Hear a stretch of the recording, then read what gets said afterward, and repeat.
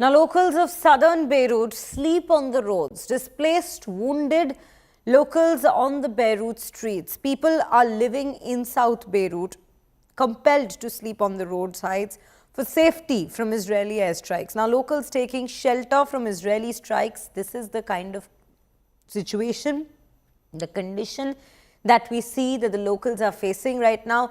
Evacuation orders were in place, but then a lot of people right now are on the streets as Israel continues to pound Lebanon. They're trying to look for one shelter to just take cover from those consistent strikes coming in. I'll go back to Ashraf Wani to in fact understand this very visual that we're bringing to you on our screens. Ashraf, tell us one thing.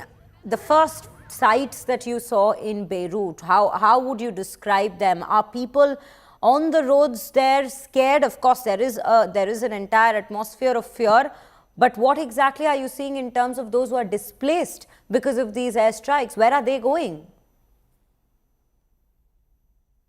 It is a kind of a tactic by the Israel adopted here in the Lebanon. Earlier, what the policy of Israeli defensive forces was, they were identifying a specific location inside the Beirut because it is the big city, particularly the southern part of this city is the densely populated part, and that is also the stronghold of the Hezbollah. Most of the Shiite population, Muslims, live there, and they were always supporters. In fact, the headquarters of Hezbollah, which were targeted in 2024, then even 3 days back here in the south suburb of the Beirut. But now what the strategy has changed is that the Israel has told whole population of South Beirut, that is the Dahiyya district, to vacate the city. It is not an easy warning from the Israel. Now, what the people think that if they will not leave the homes, they may be targeted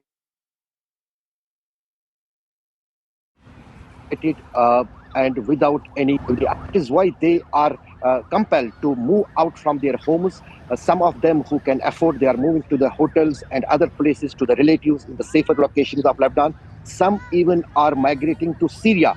But the Syria, which was known for the instability, is now being considered better and safe than the Lebanon. This is the changing scenario here in the Middle East, particularly in the vicinity of the Israel. Now, some of them who cannot afford to move to Syria or have not relatives there or not have the money to be in the hotels, they are compelled to spend their nights for their safety on the roads. Anything what they can carry, some of them have carried simply the vehicle they have in their home and are spending with the families the nights in those vehicles on the seashore here in the Beirut. And this is a kind of a tactic where the lot of pressure can be put on Hezbollah, because these are the people, the supporters of Hezbollah, if they are put on the roads so that they could put a kind of a pressure for Hezbollah to stop fighting with Israel. And also another planning behind this is that there are not so many sources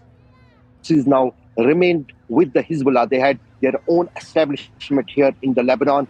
They had banks, they had the money, they had the help from the Iran, getting for the support from Iran to help these people with the different NGOs, particularly in the education sector, in the health sector. But now those supply lines are also draining out because Iran is itself busy with the war. Their institutions are being targeted by the Israel and US jointly. And here, the Hezbollah has been left without any kind of moral support, and particularly in the finance and weaponry. That is a kind of a tactic which is being adopted by the Israel in the Lebanon to crush Hezbollah. One question that still remains is then where exactly does Hezbollah stand? Because initially when the strikes had begun against Iran, Hezbollah had come out, despite their forces, their power being reduced in 2024 by Israeli attacks itself against Hezbollah, they had still come out to vouch that yes, they will be also joining the war and be helping Iran out in terms of attacking Israel and whatever other targets that Iran wants to in that very region. So where does Hezbollah really stand at this point? What are you learning from the ground reality there? Do they actually hold the power to in fact help Iran out with their attacks? Because there is not any kind of other way for the Hezbollah for their survival. It is the last fight they are fighting, like the Iran is fighting. This is the right hand of the Iranian establishment here in the Lebanon against Israel, particularly. So this is the whole scenario which has put this whole Middle East into the war. So there was also the statement earlier, the Iran and US war by the Hezbollah that if they are going to target the Iran, they will think whether they will join the fight or not. But if the supreme leader is being assassinated, that will be the red line. The red line was crossed already by the US and the Israel. That is why this is the last fight for the survival of Lebanon. Whatever they have, they are fighting to Israelis.